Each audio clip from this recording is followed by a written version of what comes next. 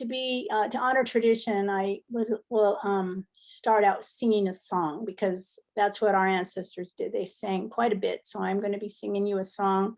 It's a very, very old song. I have no idea how old it is. I just know it was recorded by J.P. Harrington in the 1930s, and it's now, it was in the Smithsonian, as a lot of his records are. And so we did some research and found some of the old songs. So it's Pomala Komala, and it has to do with gathering of the animals, actually. So, and I'm gonna do this. This is a traditional stick, very California native stick, made out of the elderberry, and it's called a clapping stick.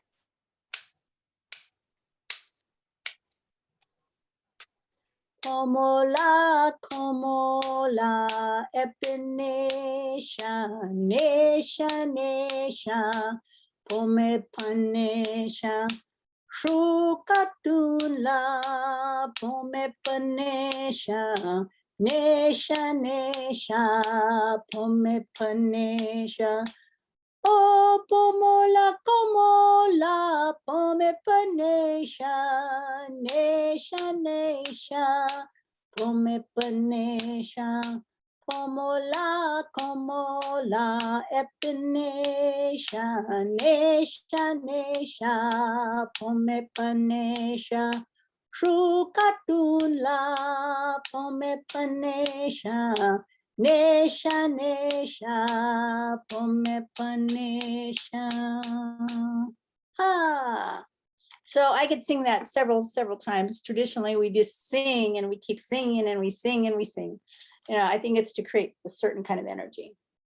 So I'm really happy to be here with all of you tonight. I see some faces, I see some names, but all of you are interested in the history of Orange County. And so I really am happy about that, because I think that we need to make sure that people know, you know, who Orange County is and what we're all about. And that's why I'm here, because traditionally, the people that I descend from, Orange County, as we know it today, well, actually, then it was, you know, their traditional homeland.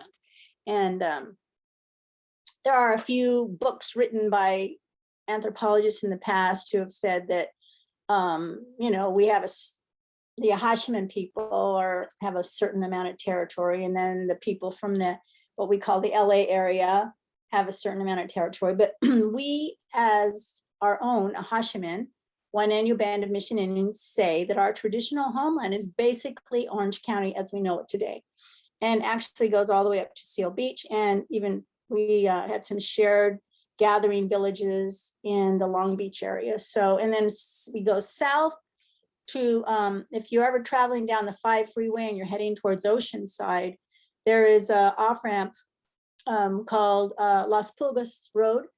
And that there is a river there, the Santa Margarita River, that runs along there. And that is considered one of our southernmost border areas, because it's the village there that's on Camp Pendleton is called Ushme. It means the wild rose. And so we, just from oral tradition, we know that that's one of our southernmost villages, and one of the larger ones. And then we go inland towards Lake Elsinore, and our ancestors did travel to the islands, Catalina, St. Nicholas, San Clemente Islands. They did travel. We do have stories about that as well. So that's basically the traditional homeland. And many people don't realize that the kind, you know, when we say a tribal nation, that's kind of like what's going on. That's what we say today. But in the many thousands and hundreds of years ago, there was a village system. So there were many villages all around, but people didn't live all in one big clump. Hundreds and hundreds of villages with, and they all had various locations in the Orange County area, because that particular village had a certain part to play in the whole big plan. And we call it the matrix, or the brotherhood. And in our language, it's no pet. And so each village was in a particular place for a specific reason. Maybe it was, there was incredible oak trees there, so they harvested the oak trees, or there was a really wonderful creek that ran by that had certain things that were needed, or there was, you know, maybe a huge area of wild berries, or there was, you know, so they all, each village was in this certain area, and they took care of that area, and they came together with everyone. All of the other villages would gather for big festivals, I would just say it that way, for maybe ceremonies, maybe the seasonal ceremonies, the harvest ceremonies, the time for planting, because they were agricultural, even though we wouldn't say it was like agriculture today, of course. But so it was a beautiful, very wonderful gathering of people when they did gather. So, and that's why songs became so important to them, because it was a way for them to create a certain energy with the songs they sang. So if there was a ceremony, that energy was created for that particular ceremony that was going on today or then. And so we have a handful of things left that we brought forth into the present. So the culture of the Acjachemen people has really been affected by the European influence. When I say that, I'm talking specifically about the Spanish people, that the padres that came in from the south. They came up and they began to establish what we all know as the mission system. And so it was a very sad time for my ancestors in a lot of ways, because their whole life was just upheavaled by an outside influence. But before that, we do know that there really were not any outside influences had a huge effect on the way that people lived. And we know that by some of the archaeological work that's been done. On Camp Pendleton, for example, there's been village sites that have been uncovered, and you know, the archaeologists study, you know, the layers of shell, midden, the different aspects of, you know, they can tell what they ate, that kind of thing. And so what they observed was that there was really nothing that was different for thousands of years, actually. Well, we could say some of our oldest villages may be about 16,000 years old. So that's a long time ago. Many people don't realize that the people that lived here were here for that many years, and you know, that many years back. And so they, and we also have, there's no evidence of war.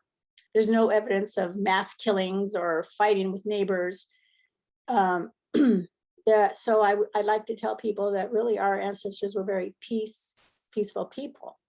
And they just lived their lives, you know, and every day, everybody had their role to play in the village system. Everybody, you know, one of the things that I know for sure is that we were not a patriarchal nor a matriarchal system. It was kind of balanced. So whoever was the best of this usually did that. And, you know, if there was a leader that was a woman and she was strong and powerful, then she was the leader of that particular village. Or if there was a young girl who showed promise in hunting, she was a hunter. If there was a young man that was a basket weaver that had really good hands and he could weave, he was a basket weaver. So there was not really any major, you know, traditional roles that people were really had to follow. Now, when it came to ceremony, there was also the balance of that. So the men had a role to play as well as the women. So it was very important to keep that balance. So that seemed to be a concept that was present, you know, very early on in among the people. So the people that, the other thing is that we need to also realize that our ancestors didn't write things down. In other words, they didn't have a system of writing things. What they did is they sang songs. So the songs became the story that were passed from generation to generation. So that's how we know some of the things, you know, not all of the things, because as I was saying before, the European influence was, I guess we could say, even though it's a very strong word, but it was cultural genocide. It was or it was an attempted cultural genocide. No, they may not have realized that's what they were doing at the time, but what I tell people is the fire appeared to go out, but what I know is that you look under the ashes, there's a few coals that are still warm, and all we do is we blow on it and the fire comes back. And that's exactly what has happened in our tradition. Is some of the things that were lost, there was a lot lost. You know, we could say that nothing is going, not everything can be the way it was. There's just no way. But we do have some ceremonies. We have language. We have many songs, and so we could say that our culture is still thriving and still very much alive. And that's mainly what I do. As I talk about it, whoever wants to listen to me, because I studied with a woman in the Lobo clan for 25 years. And when she passed on, she said to me, "Okay, now it's your turn." And I went, "What?" It's like, it was a little bit frightening.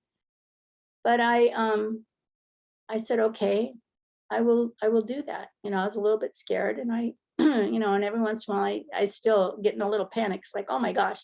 But I realized that whoever wants to listen to me in our tribal nation that wants to learn, I will teach them, because that's just what I'm supposed to do.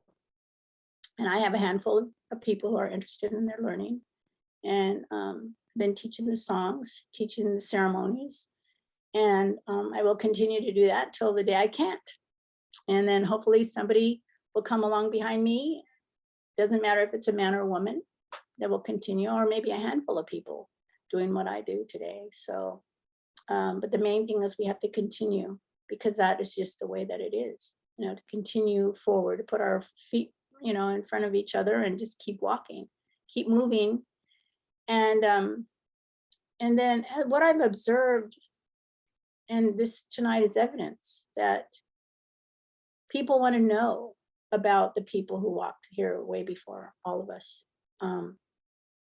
There's a deep desire to know some of the wisdom that our ancestors had, because they lived on the earth harmoniously. And when I really try to get into who they were and to think how they thought, it's like, you know, I have to really work at that, because because I'm acculturated into the American society, just like all of you are. And so I literally have to alter who I am in order to get in touch with that and to get in touch with them. And what I have discovered over time, and what I've learned also from my teacher, is that our ancestors were some beautiful, beautiful people. And I also have said, well, I may romanticize my ancestors, and I think I have every right to, because I think the things that they did, the way that they did things, was just amazing. You know, they knew about, you know, how to survive in, how to create, how to make food that was delicious. And there's a lot of people wanting to go back to those ways of eating. You know, I mean, the oak tree is still alive today, and the acorns that fall every, you know, in the autumn season, I mean, that's nourishment. And a lot of people want to know, well, how can I eat like that? And I said, I'll show you how to gather. I'll show you how to grind. I mean, it's hard work. Of course, you know, we also have, you know, flour makers and grinders and things like that. So you don't have to work as hard as our ancestors did, but that it's still a very delicious food. It's very nourishing, and it gives you good energy, and it doesn't affect the heart, and it doesn't affect cholesterol, and so I mean that kind of thing. And they also ate, I know that they ate about 75% shellfish and fish from ocean food. So and they did eat meat. They had some deer, you know, wild turkey, bird, rabbit, a lot of rabbits. And the reason they ate these animals, not just for the food, but for what they, you know, for clothing, for tools, for pouches and shoes, even at times. You know, some plants were used as well for that. You know, the different grasses and plants were all utilized. Everything was utilized. And So it was just an amazing life that they led. And we can learn from that today on how to be healthier and how to live in balance with the things that grow around us. So it's very fascinating. There's a lot to know, a lot to learn. So I can go on and talk and talk. The main thing I want to know is what you're interested. What do you want to know? I know that there are a lot of we have culture bearers today. There are a lot of people out there in the world in Native American communities. They're called culture bearers, and so I think all of us are trying to reach out to people and to share with them our culture on how to live, a better balanced life, but also to make sure that we contribute to the positive aspects of who we are as human beings, and especially in caring for the earth. And that's one of my main goals in sharing with people about that is how do we walk on this earth? How do we place our feet in order to be the least harmful and keep in balance with the earth? So that's very important as well. So, are you saying you'd like to get some questions from people at this point, or do you kind of want to wait till later? Or I don't know how many more minutes do we have. I mean, because I could keep talking, I like to find out what people want to know, because that way I'll be focusing on things. Sure. Well, we can do that. Let's see what's in chat. Why don't we? Let's see.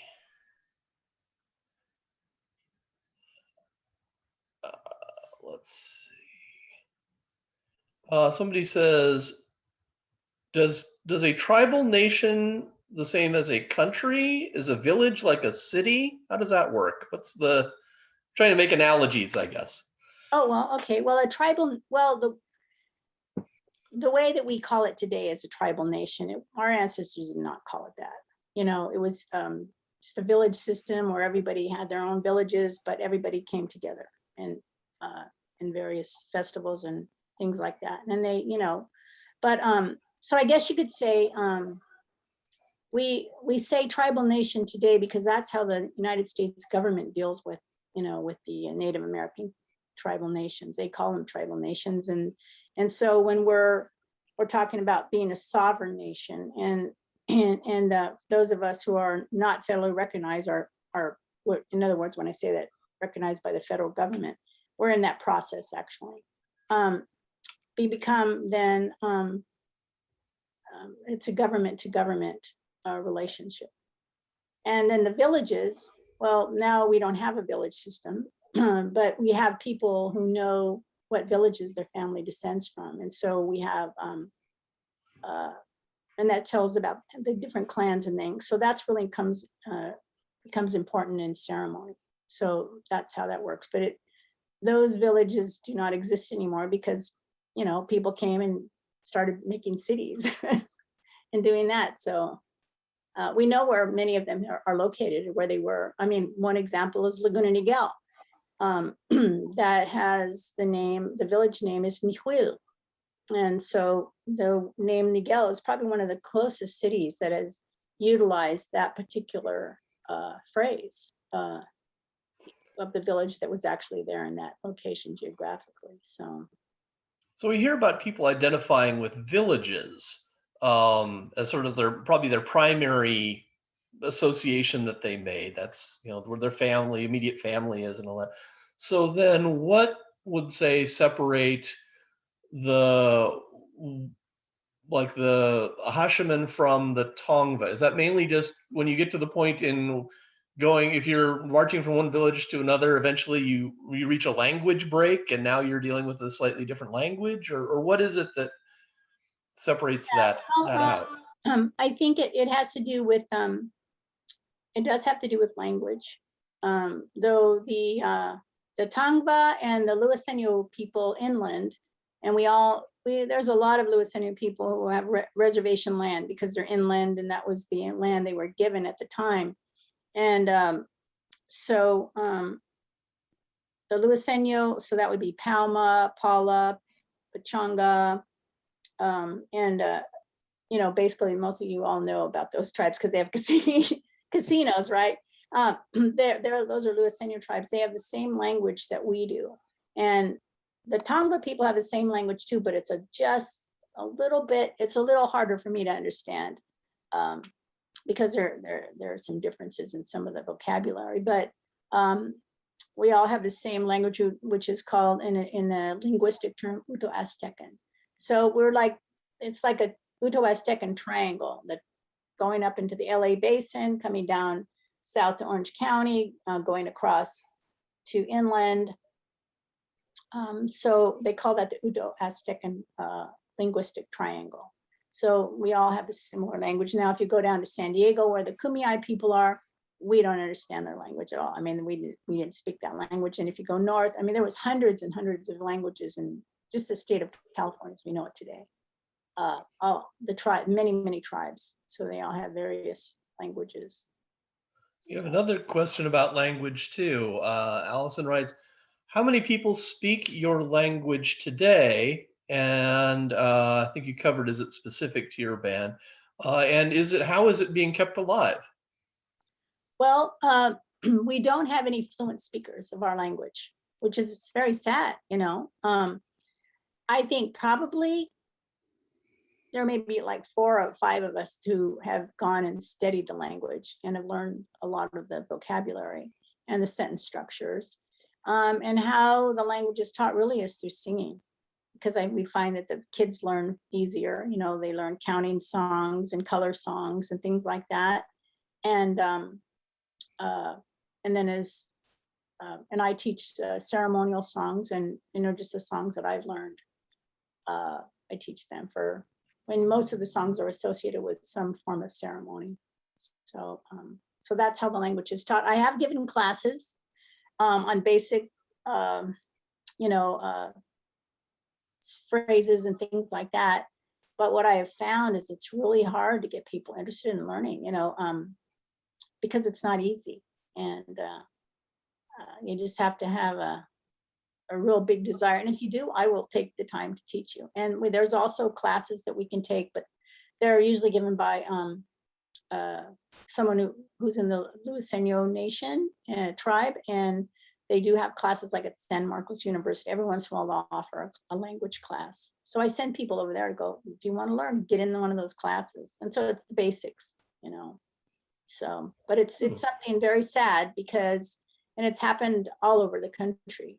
There are, a lot of the language learners have died. The language speakers have died.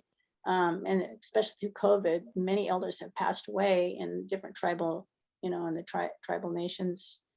And so we've lost a lot of traditional speakers in the last year. So it's been very sad. So yeah. We have another question. Did extended families live together in the same village? Yes, they did. Yeah, and and they intermarried. The different village people, they intermarried, so they kept the ties strong. There was a certain method in all of that as well. It was very interesting, but and there's kind of that coming back. People are starting to. There's some people who just marry. We have a few young people who are just marrying Acjachemen people just to keep the bloodline strong. But we go by genealogy, and in order to become part of the tribe, which is in the way that we do that for the like Stephanie interested in genealogy is we it used to be blood quantum, but we found that the blood quantum was very it wasn't a foolproof way to identify as an Acjachemen person. So the genealogy that we go by is through the records of the mission.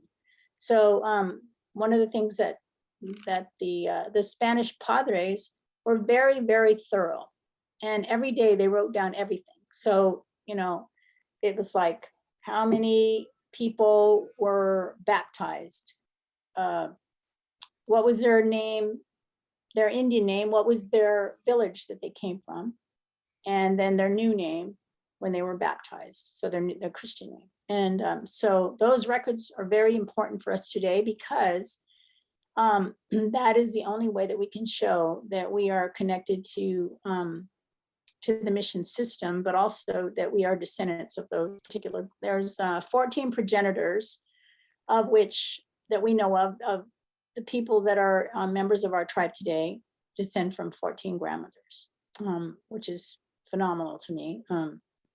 And so we have about approximately 1,900 people who are registered in our tribe, and about 500 or 600 of those are under the age of 18. And then let's see, and I don't know what the perfect date update is to how many people that we have now, but that was the last that I know of before COVID, was 1,900 people, with about 500 of those under the age of 18, all descendants of 14 grandmothers. It's amazing, those brave women. I have a question here too about the Dawes roles. Is that something else that's used for helping to identify the genealogy and making those connections, or? The Dawes roles. Well, see, the thing that happened with that, and with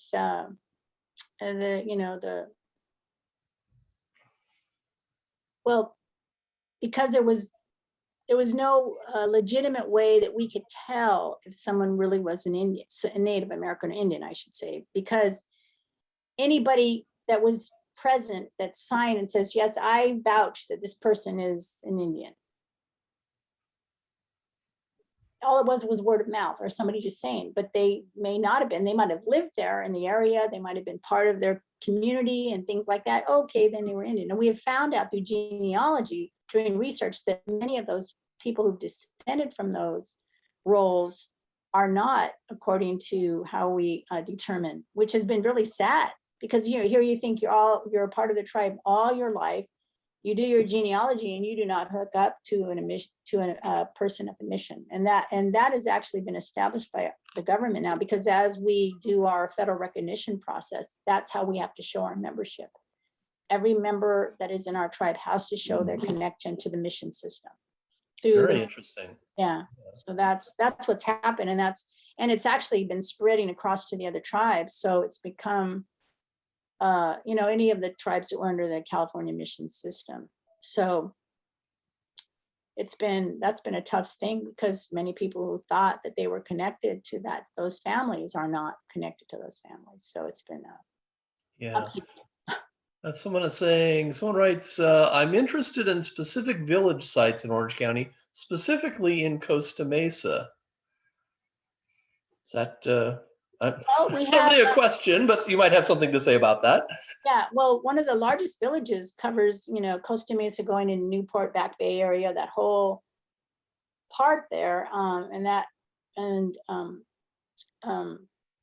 was the village of Inga, and it's a very large village. And if you go down Jamboree, and there's a Chase Bank as you head down towards the coast, and I forget the name of that street.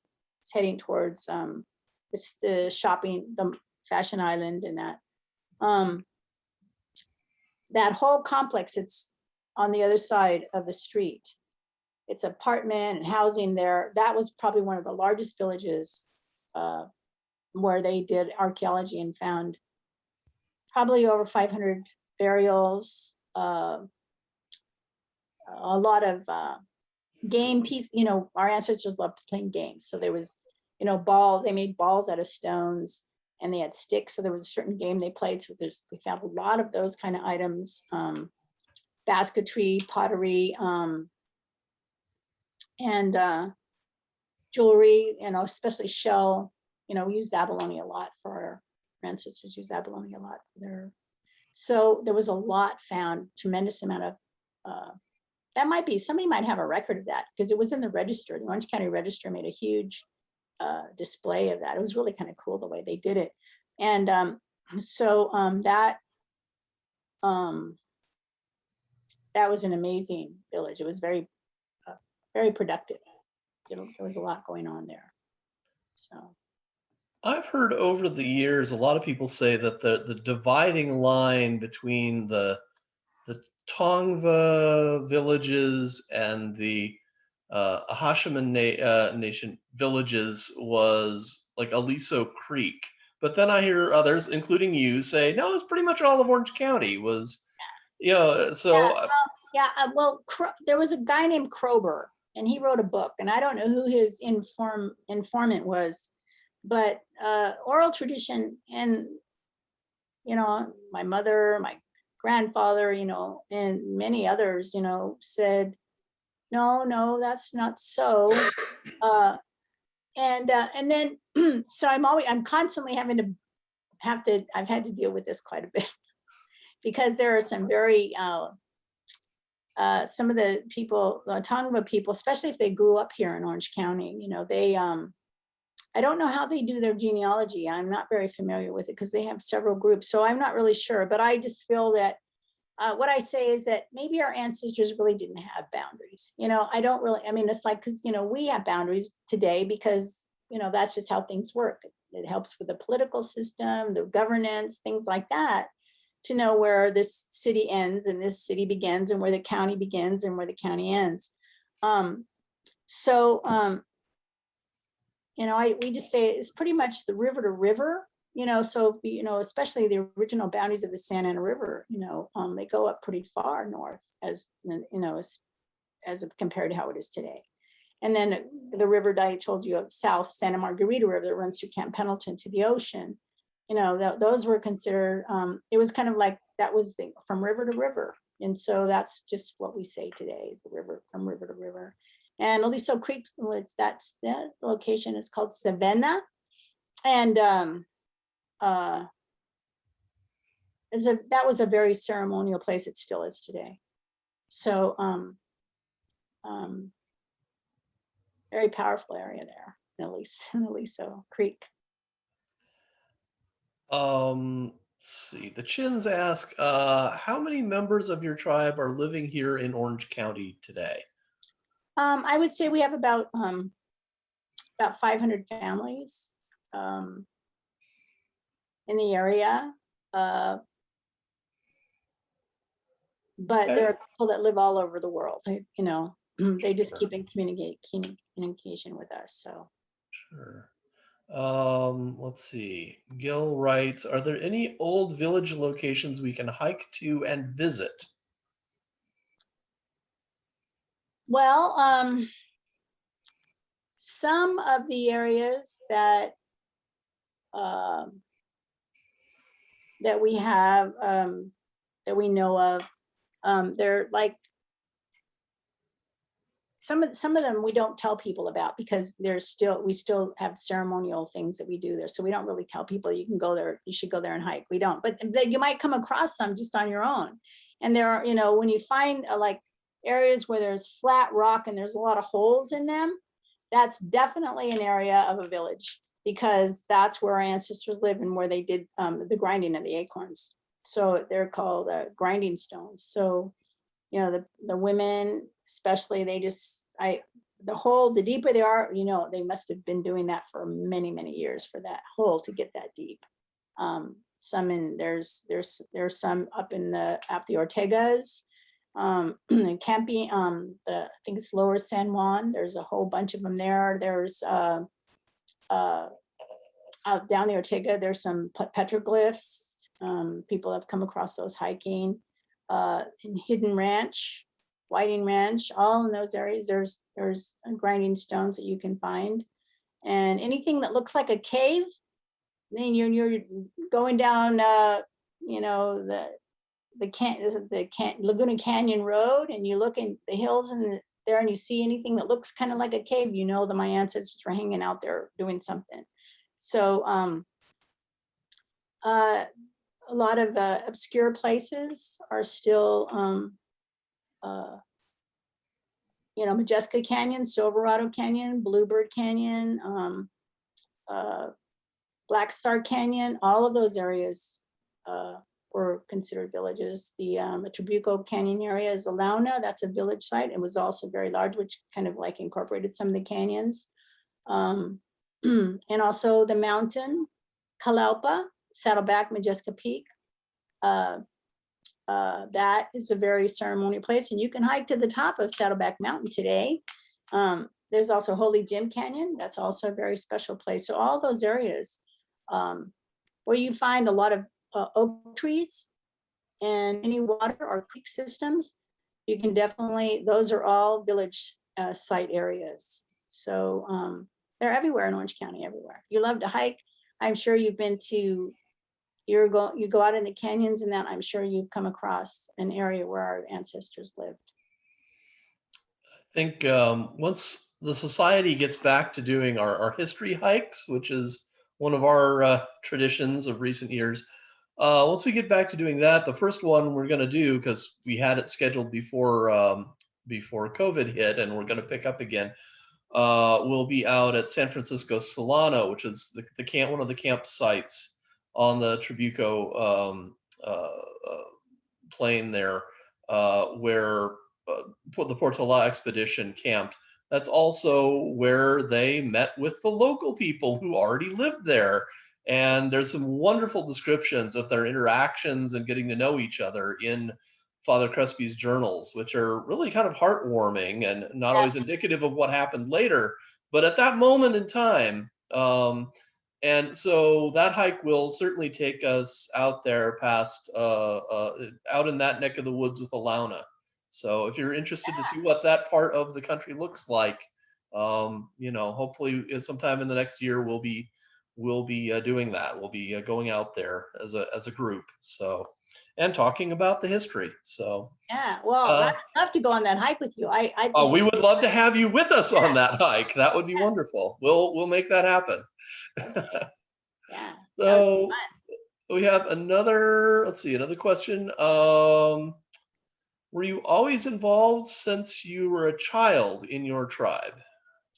Well, my mother, her name was Yolanda, and she was the secretary of the tribe when Clarence Lobo was the leader of the tribe. Some people call him Chief Clarence Lobo. We didn't really call people chief, but he was definitely an amazing man. And she heard him speak. This was in the 40s. And she just thought he was so dynamic that she went up to him and she said, whatever you want me to do, I will do. I will be, I will help you. I'll find places for you to talk. I will do this and that. So my mom just came out of her shell. She just, and my dad too, they both helped him so much with arranging meetings. She became the secretary of the tribe, and she's written, they've saved a lot of her letters and keeping track of the finances and keeping a journal for him, and, even down to the satchel that he purchased, in order to carry his papers. So, she's pretty phenomenal. So I was just a baby when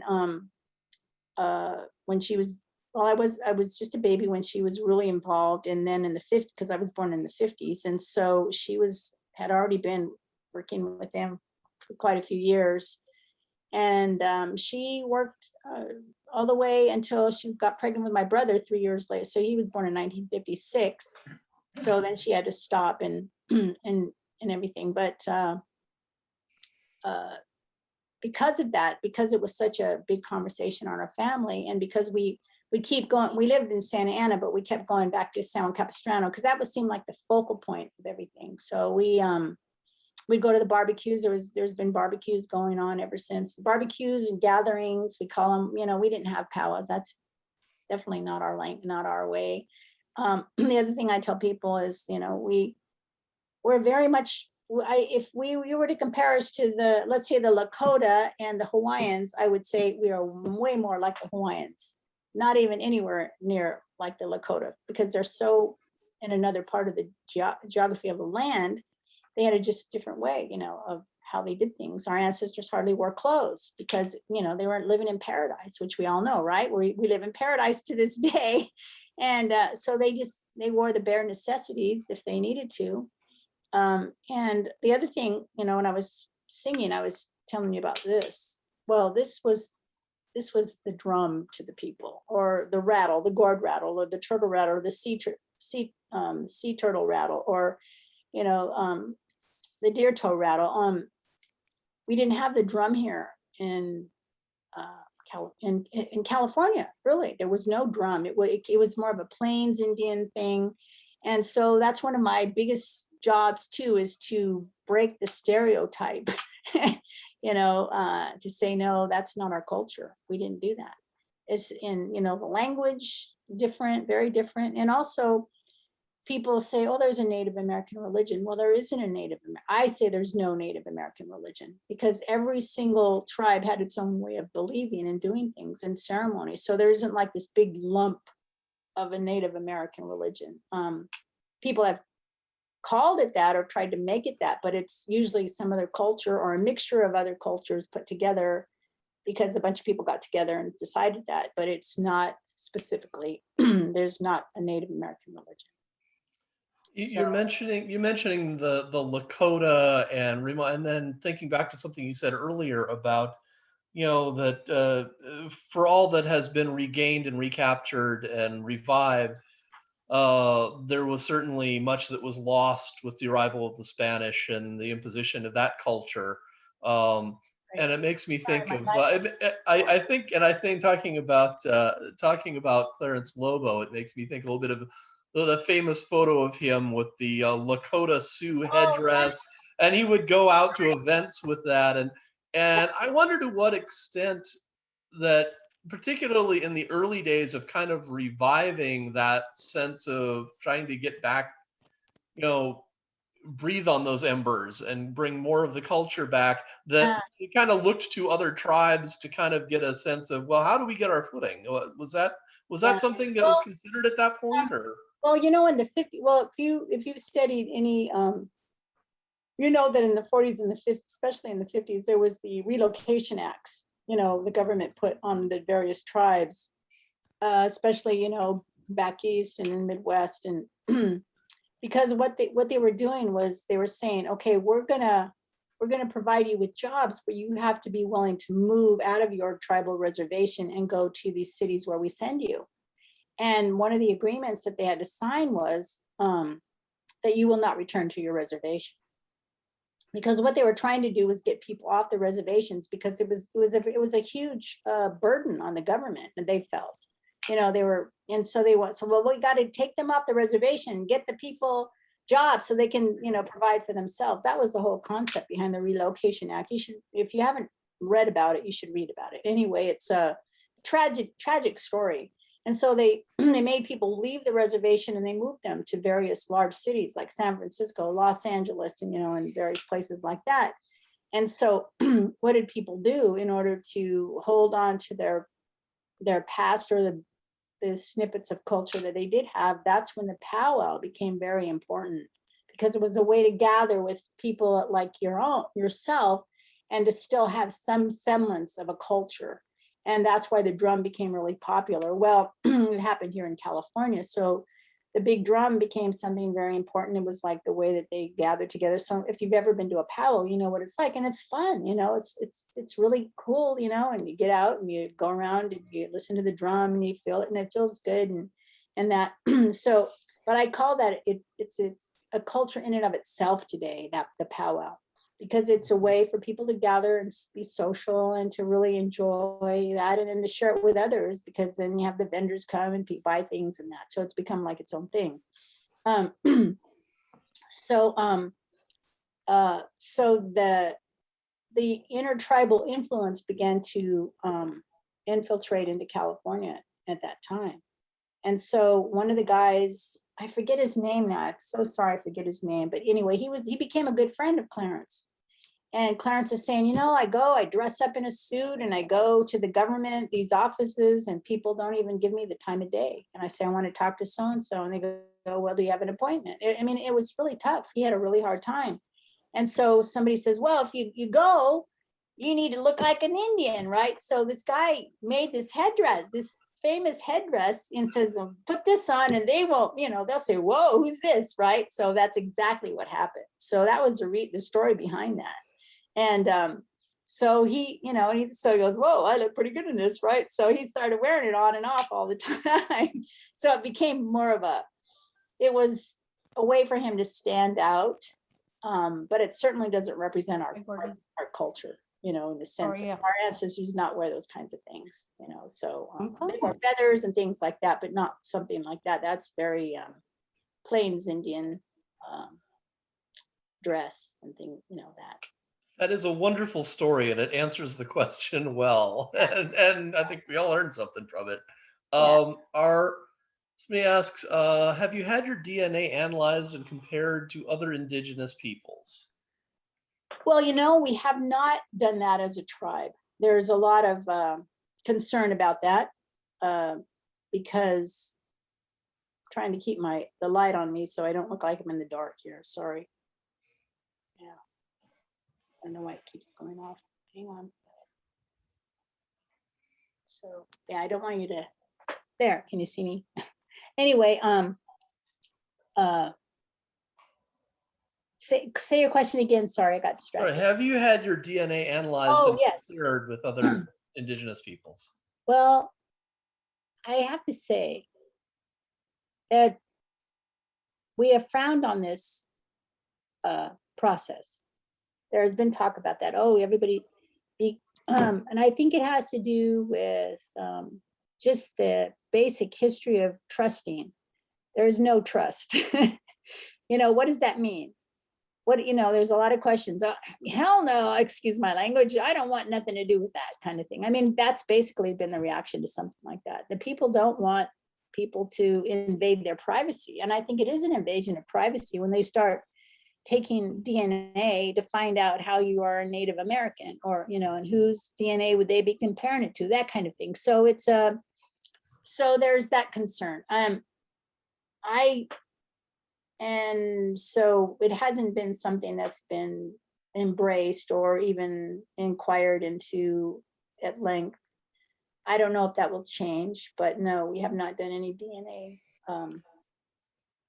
It's hard enough getting people to do their genealogy. What I mean? And with the DNA, not a lot of Native Americans have done that testing. So the pool is not very large. Yeah. So it makes it very difficult to analyze at this point. Now that might change down the line, but right now that of course adds another element of complication. Angela Milano writes, how can those of us who are Juaneño descended get involved and reconnect?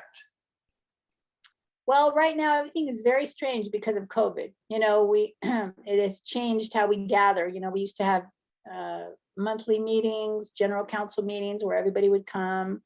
Soka University was, not Soka, Concordia University was allowing us to use their campus and their beautiful meeting room to gather in once a month. And we were doing that faithfully for many years. And with COVID, everything shut down.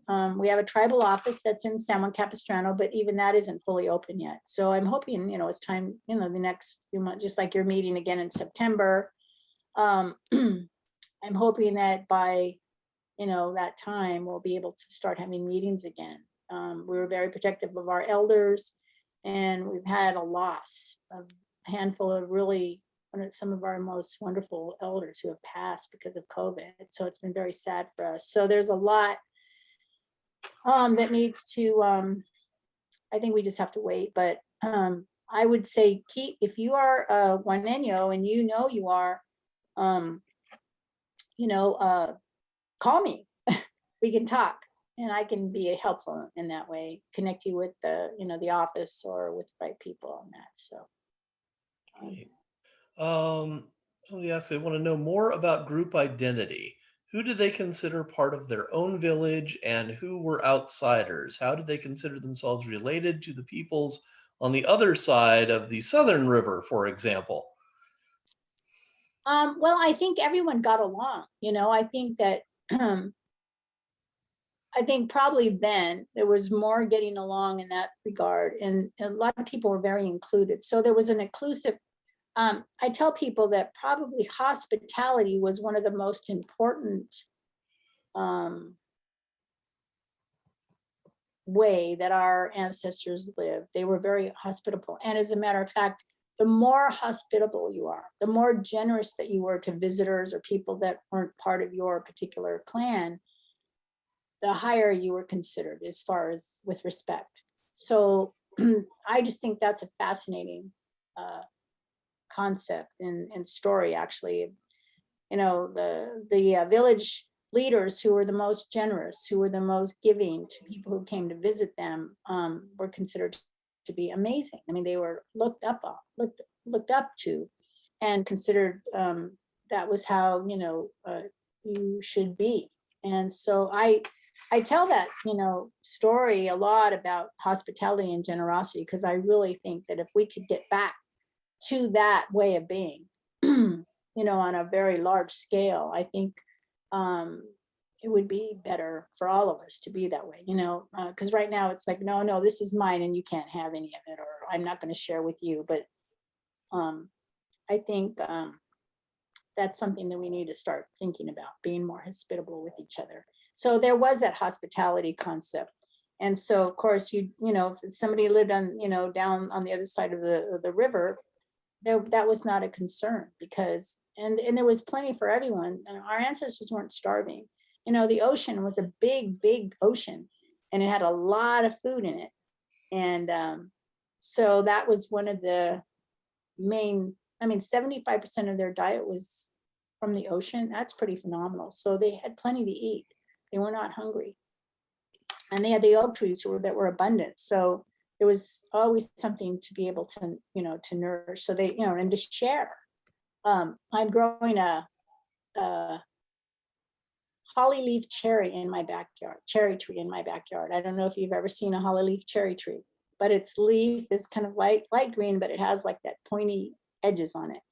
And the cherries that grow on that tree, I'm looking forward to the day I get to be able to harvest it, because, and they're real big, they're big fat cherries, but the nut inside, the pit, is very big. So the meat is edible, you know, the cherry part of the fruit part. But inside that nut, there's some other little seeds. And those seeds, my ancestors would crack open that nut, and they would save those seeds, and they would make a cereal like similar to what we wish, which is the acorn mush. And they would make food with that to eat. And it was really good. Well, that was probably the best gift you could give to your neighbors, because it was a lot of processing and preparing. And so if you were to give a little bag full of holly leaf cherry nuts to your neighbor, it was like gold. So, I mean, I love that idea. I just think it's so exciting. I can't wait to harvest my cherries and make you know, gather these nuts and see what happens, because I'm looking forward to having a meal with some of my tribal members as time goes on, and the harvest gets bigger every year, and encourage other people to grow it. So I just think that story is amazing. And just gives you an example. Yeah. We have another question here. It's a good question, but it could be content. I'm sure the answer could be content for several meetings all by itself. What impact did the missions have on the villages and people living in them? I think we're going to have to do the abbreviated version on that tonight. But okay, yeah, well, I completely understand. That one's heavy duty. Oh yeah. Well, there's different stories, but when the Padres came up from the south, they had already been in Mexico. They've already been what we know as South America. There'd been, it was either the Jesuits or the Franciscans. Well, the Jesuits were way more benign to the people in South America and Central America than the Franciscans were to the what we know as California today. But so they had already had a system of how to create. They burned the villages, they captured the children and the women, and they would take them to an established area. And the men would go to try to find their families, and then they would burn the villages down. It was a systematic, it was a terrible thing. It was so sad. I have cried over that just in my own discovery. Today, I just say that that's what happened, but there is a lot to deal with in that regard. But But anyway, so it was very clever how they managed to round everybody up and to destroy what they, to destroy what was existing. So it was really a cultural genocide, I would say, and also just a genocide in general. But I think they realized they weren't to eliminate everybody. They didn't want to, because they needed people. They needed laborers to do the work, and those were the people that they needed to keep alive in order to create the buildings, because they didn't have a lot of people that came with them. They didn't ship over the workers until later, when they needed artisans to do the carvings and things like that on the different. But they taught everything to the people who stayed in the mission system. Many people fled, so we know that. And we know that the mission system completely failed because the people didn't do well in that environment. So by then it was too late, and then the rancheria system started. More people started coming over, and then the lands were plotted out for ranches, and that's how we got that history. So, but our people kept on going. They became the workers and the caballeros, and the work. They became famous for cattle rustling, and not rustling, but the people who took care of the cattle to keep them herding, and then when the cattle system failed, it became the sheep shearers for the sheep industry that started because of the drought. So, and they just kept on going. So they managed to work hard, and I tell people that the people that are alive, even though we did not have a reservation, and in some ways that was good, because our people became part of. They got educated. They started buying their own property, and and we're working hard under hard work. So that's why I think we're alive today. Very adaptable. Yes, Yeah. resilient, just like the willow, I say. Yeah. Resilience is really important.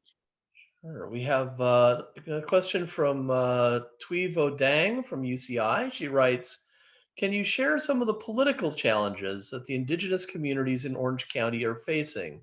And what are some of the things that allies can do to help? Well, I think politically, there's always some kind of difficulty, especially when elections times come. It's like, who's going to win, kind of thing. But we have a very organized election process, so we always manage to work things out. We do have a few splinter groups. I call them splinter groups, but they're still part of the whole, but when we adapted to using genealogy to create membership, that caused some problems. So some of the people that weren't able to do that didn't want to leave their leadership positions, and so they continued. So we had some of those issues going. But I think right now, there may be a few squabbles here and there politically, but I think we're probably doing the best we've ever been doing as far as, getting the work done that needs to get done. We're still in the process of our federal recognition. That's probably been our focus for the last 4 years, intensely working with the government to get that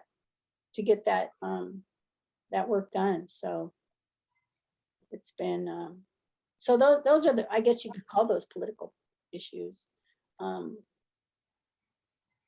Okay. So. Yeah. Next question is, do you know of petroglyphs in Orange County? I don't need to know where, but I'm just interested, just as a potential example of written communication. Yeah. Also, she writes, are you familiar with the singing rocks? Well, I've heard about the singing rocks. I have not seen them. I think it has to do with the wind and the way that they're structured, which is really amazing. I love the story of the wind, rushing through the canyons, heading for the ocean. I wrote a story. I don't have it in front of me right now, but it has to do with the fact that the wind is in love with the ocean. And so the wind would come from the canyons and rush to the ocean as fast as the wind could carry itself.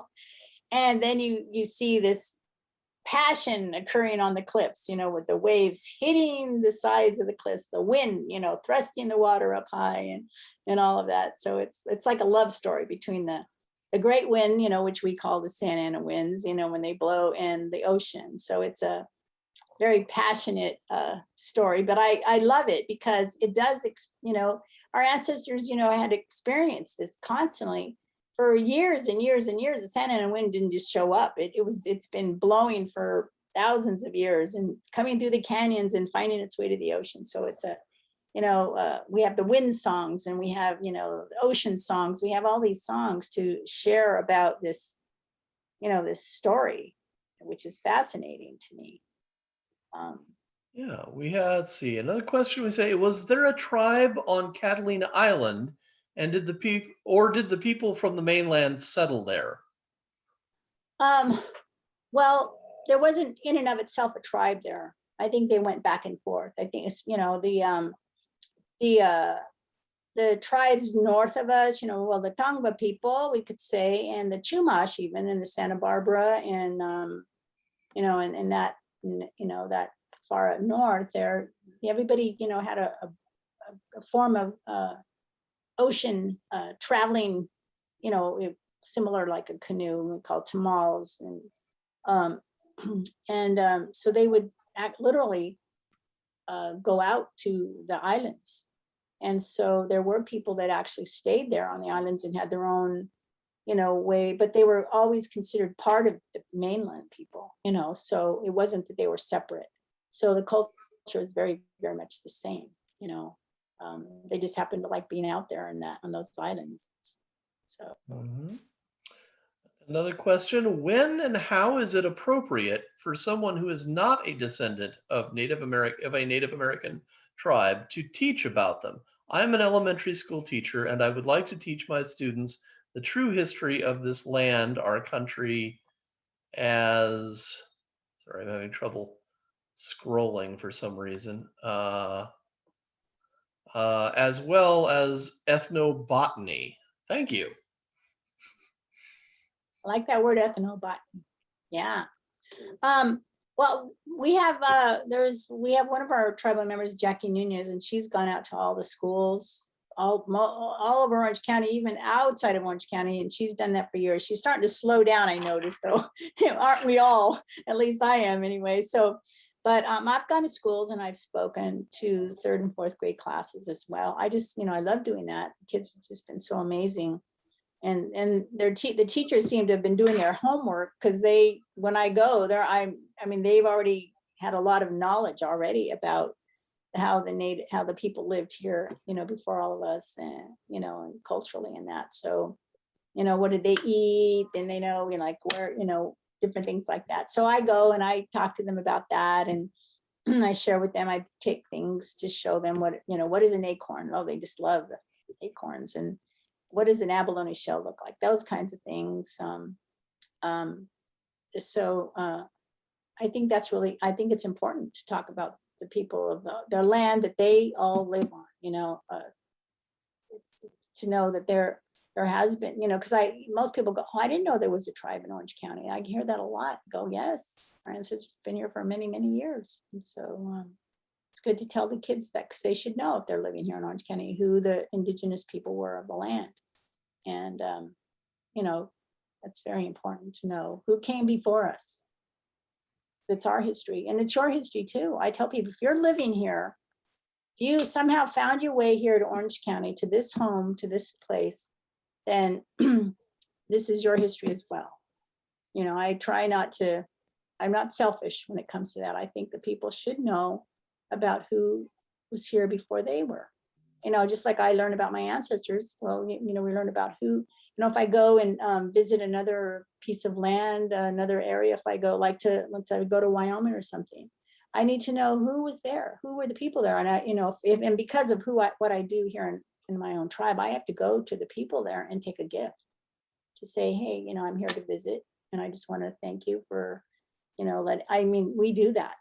And it's very important to be appropriate. And so I call that protocol, to go and say, here I am. I'm just here to just hang out.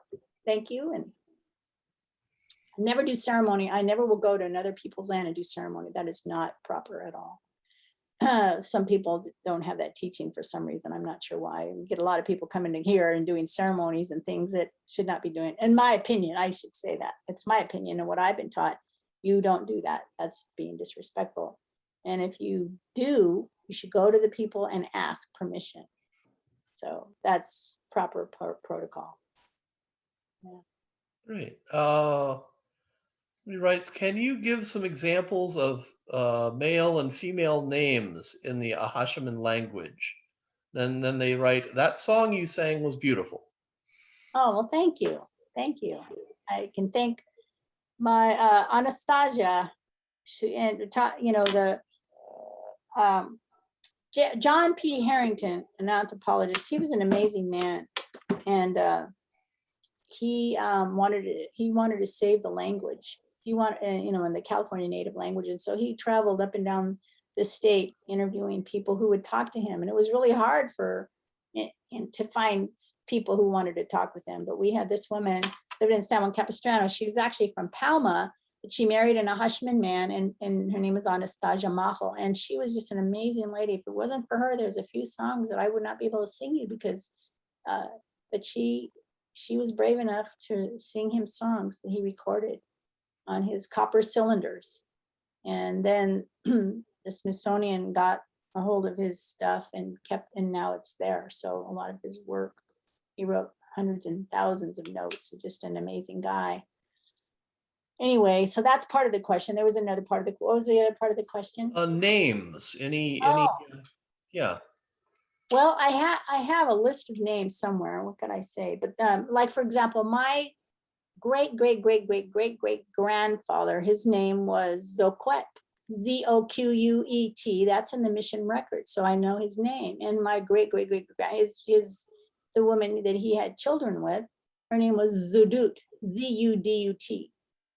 And on December 8th of every year at the Mission San Juan Capistrano, of which I have very good relations with, on December 8th, I read the names of the 40 people who perished in the earthquake of 1812.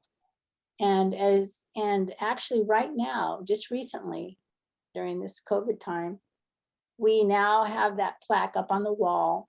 They took Junipero Serra's statue down, and on that wall now we have the plaque of those 40 names. And every December 8th, I will go to the mission and I will read each one of those names, and the bell ringer rings the bell in honor of them who perished in that earthquake of 1812. So I know there are men and women's names there. They're very long and hard to say.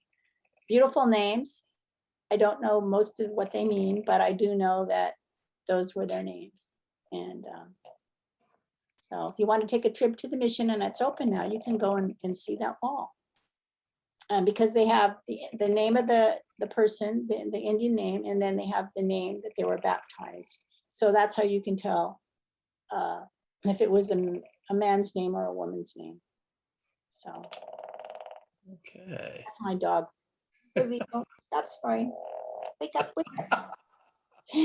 I know. Snoring dog. Little dog, but she can snort.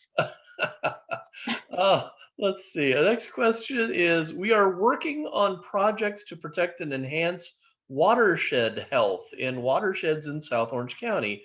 And I would really like to talk to you, again with the problem scrolling here, talk to you about how we can best engage with the Acjachemen people. May I reach out to you? Yes, I want people to reach out to me. I really do, because I want, you know, if people are interested in doing that kind of work, I'm all for it. I just recently had a consultation with a group of people who want to create, you know, to reestablish the Aliso Creek, you know, because there's a lot of, it needs some work. So to get it back to how it used to be, and to you know, to protect the, you know, create the wetlands again there, and that whole area. So that's phenomenal, and I'm willing to do whatever. I just want, you know, I love when people have the wherewithal to want to do that kind of work. It's not easy, because you have to interface with the city, you know, you have to interface with, you know, other groups that may be also doing work there. So I support that work, and I'm more than willing. So You can get my number from Chris. I don't know how you want to do that, but Well, do you have like an email address you don't mind giving out to people here, or? Yes. Okay. Sister with a warm heart. It's spelled just like. Yeah, if you just type it into the the chat, and then people can grab it from there. Chat. Should be somewhere down at the bottom of the page, I think. Yeah. There it is.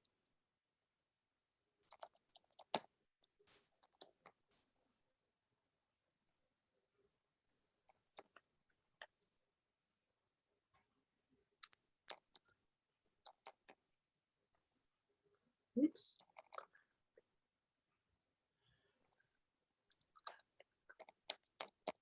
Okay, there we go.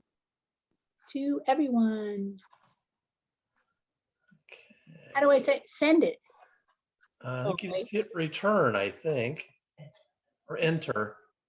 Nope, something just popped up. Everyone. Okay. Don't see here, but maybe it will pop up later. Well, again, if you want to send something to the Orange County Historical Society, we could forward that on also. That would work too. So let's see here. I got a couple more questions popped up. What is involved in getting federal recognition? That's probably another whole meeting. Yes, well, there are 7 criteria. Let's see if I can remember all of them. I know that one is proof of genealogy. We have to show governance. Now, how will we govern from, I think from 1900, it used to be like back even further than that, but the more recent change, they went to 1900. So you have to show governance, like who was calling the shots, who was the governance. So names of people, things like that. How do we interface with the community? So who were we in relationship with? What people? Do they have proof that we were actually an entity that was functioning, that was not only being part of themselves, but were they also communicating out to the general public and who those people were and who that community was?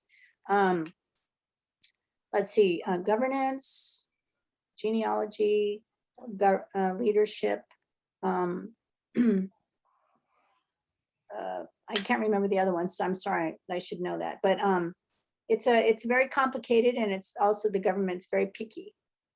And then and the narration has to be written, so that you take all this research that you're done, and it's been a lot, and then the narration has to be created. And so that's time consuming and very costly, because you usually have to have outside people help with that kind of thing. There are people who are very good at doing that kind of thing. So we have a handful of people who are helping us with that. So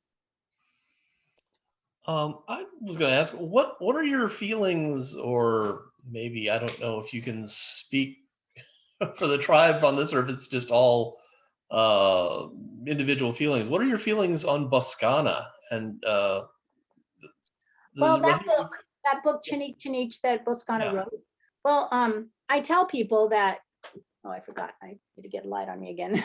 I tell people that anything written in a book, you have to always consider the writer and who the writer was. So, and also, we don't know who his informants were. In other words, who was he talking to? So, so I just say, read with a grain of salt, so to speak. Don't take it literally, just like, anything else you would read, don't take it literally, but it's very interesting. It's fascinating. I love that book.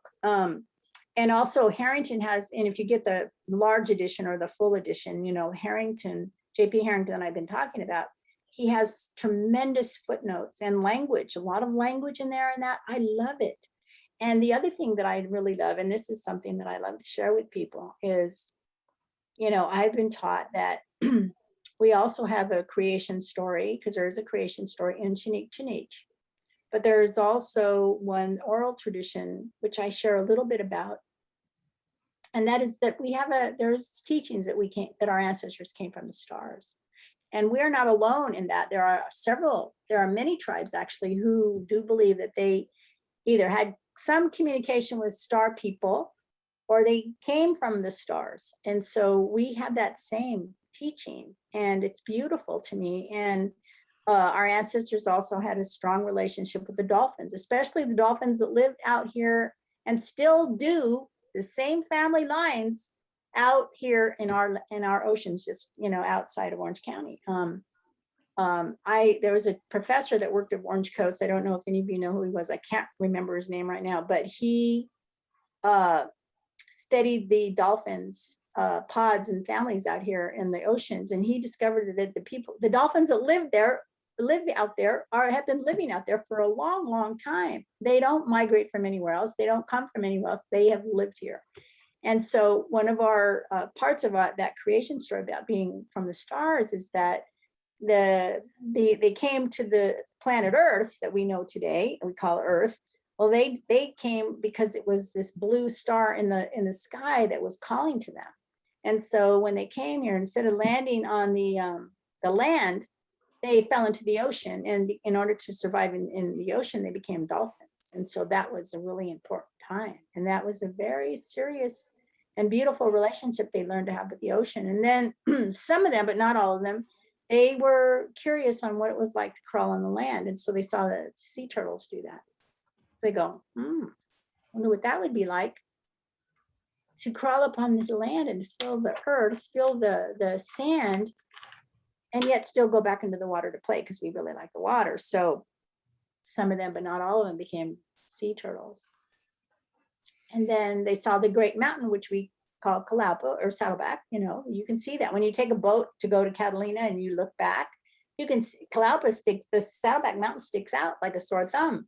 And so you get far enough, you can see that. So they could see the mountain, and they go, I wonder what it'd be like to walk up to the top of that mountain and see see the whole world right from that part. So that's how the story goes, that we got 2 legs to walk up to the top of the mountain. So anyway, that's just it in brief, because there's tons of teachings for each one of those segments of creation. And I love that, because it tells me something about how our ancestors thought and how they were relating to things.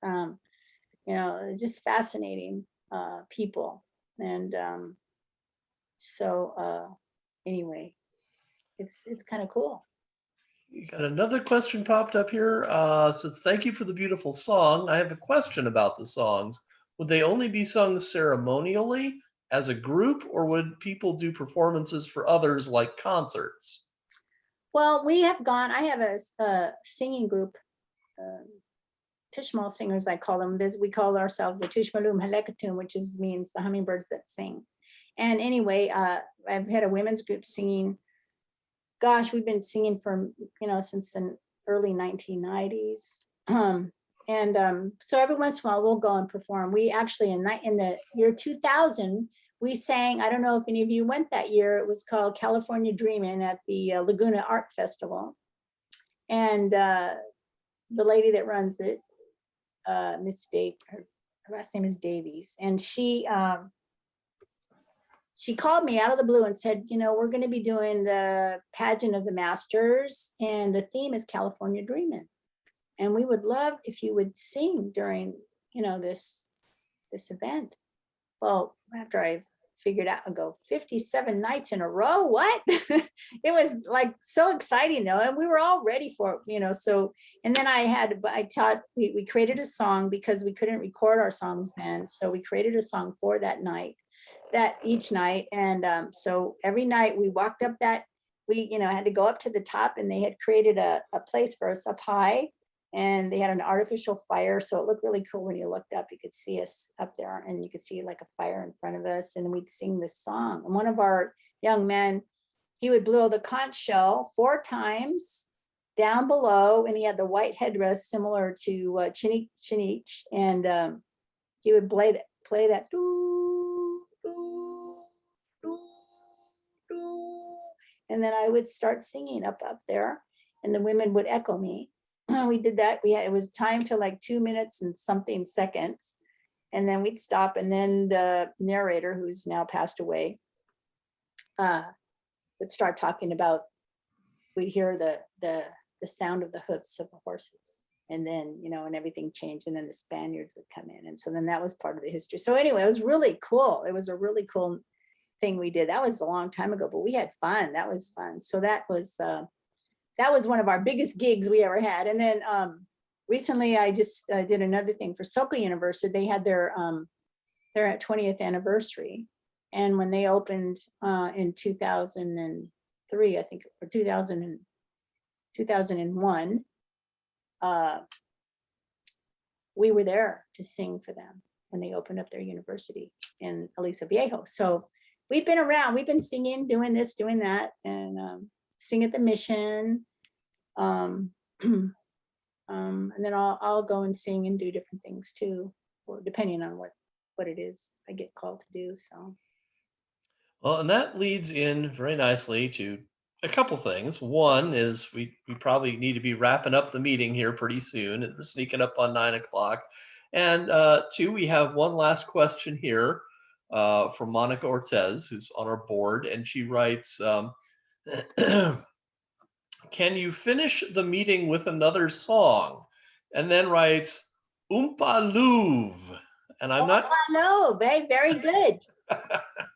Very good. That means Oompa Loov means thank you. Yeah. Or actually, we didn't really have a word for thank you, but we did have a word for, you know, a happy heart. So it's kind of along that, you know, Oompa Loov, or, you know, Noshin Lovik, you know, my heart is happy. So yeah, that's what that means. That's cool. Oompa Loov. So here, let me see if I can keep the light on me. Sorry, my room isn't brighter. I didn't think about that. It's not staying light quite that late yet.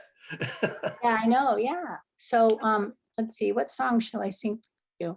And some of our songs are, you know, there are certain songs that we don't sing in public. They're for ceremony only. And then there are social ceremony songs that we sing in public that we can sing. And I have 2 ceremonies that I've done out for public. One is the planting stick ceremony, which we do in the springtime, and it's a beautiful ceremony. And then there's also there's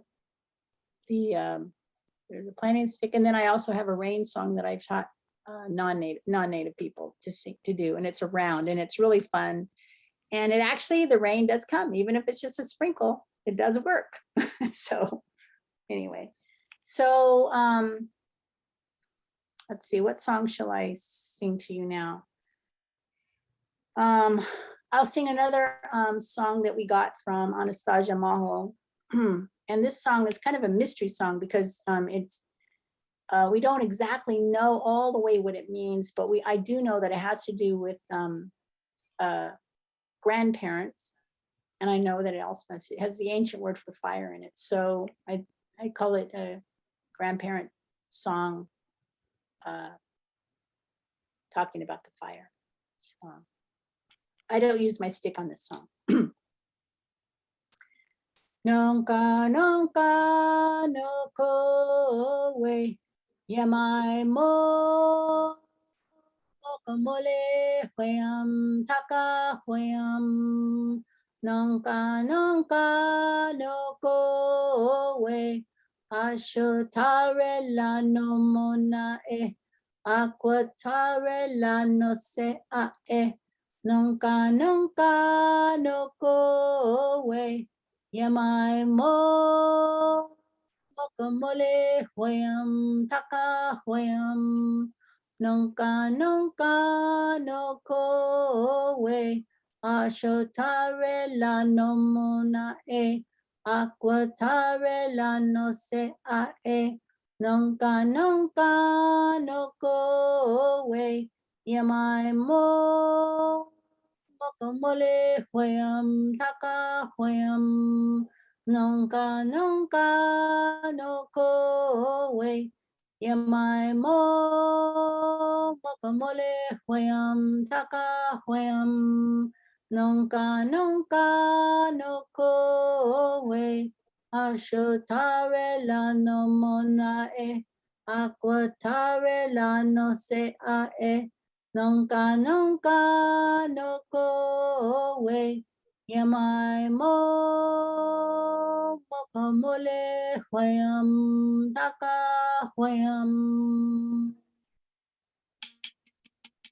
Ah. Yay. Thank you so much. That's wonderful.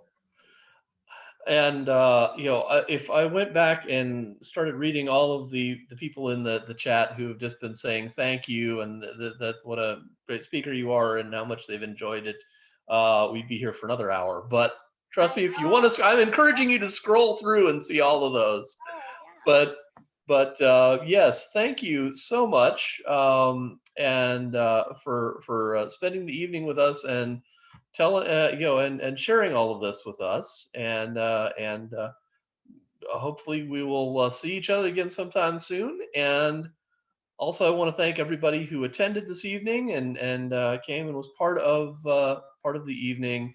And we hope to see you all back here again next month, and we'll be talking about Corrie ten Boom. Yes. Oh, I forgot to tell you, Acjachemen means wild sweet pea. Oh. Yeah. And we'll talk about that another time. But don't forget to include me in the hike.